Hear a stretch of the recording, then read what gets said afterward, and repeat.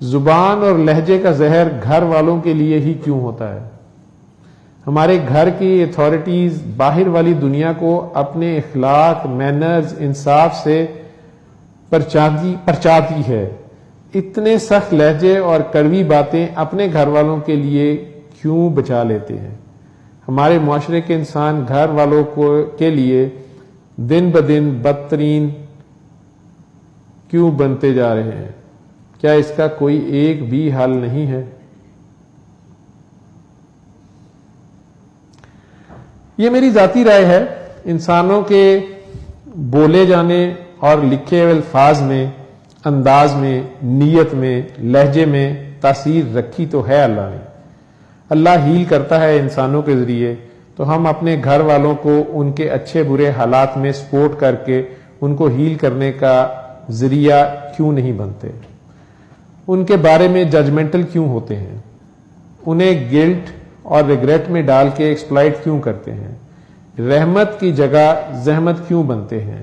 اپنے رویوں، حسد، بغض، کینہ، انا کی وجہ سے ہم اگر ان کو تکلیف میں دیکھ کر معاف کر سکتے ہیں تو اچھا سلوک کیوں نہیں کر سکتے؟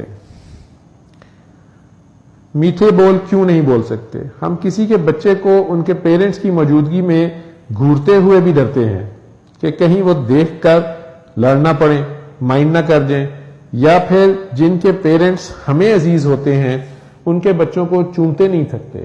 تو اللہ کے خوف سے ہی یا اس کے پیار میں ہی ہم کیوں نہ اس کے دیے ہوئے اپنے گھر والوں کے ساتھ رحم کا رشتہ بھی نبھانے کی کوشش کریں۔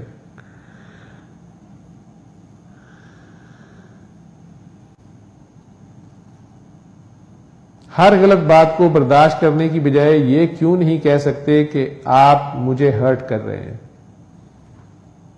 ہم فیلنگز ایکسپریس کیوں نہیں کر سکتے گھر کے چار دیواری میں؟ ہم ان کو وضاحت کیوں نہیں دے سکتے؟ اور ہمارے ارد گرد کے انسان اشرف المخلوقات ہونے کے باوجود اس کو سمجھنے کے اور قبول کرنے کی صلاحیت سے کیوں قاصر ہوتے جا رہے ہیں؟ ہم خود کو کیسے ایموشنلی اکوپڈ کریں کہ ہم ایموشنل ابیوز سے خود کو نکال سکیں؟ انسان اشرف المخلوقات ہونے کے باوجود اس معاشرے کے پستے ہوئے طبقے کے لیے اتنا بیکار کیوں ثابت ہو رہا ہے؟ کیا یہ سارے جنریشنل ٹراماز اگلی جنریشن میں ایسے ہی ٹرانسفر ہوتے جائیں گے؟ کوئی نہیں روک سکتا یا بدل سکتا۔ اگر کر سکتا ہے کوئی، اس انسان میں کسی کریکٹرسٹک، اس انسان میں کیسے کریکٹرسٹک ہوتے ہیں اور وہ کیسے ڈیولپ کیے جا سکتے ہیں؟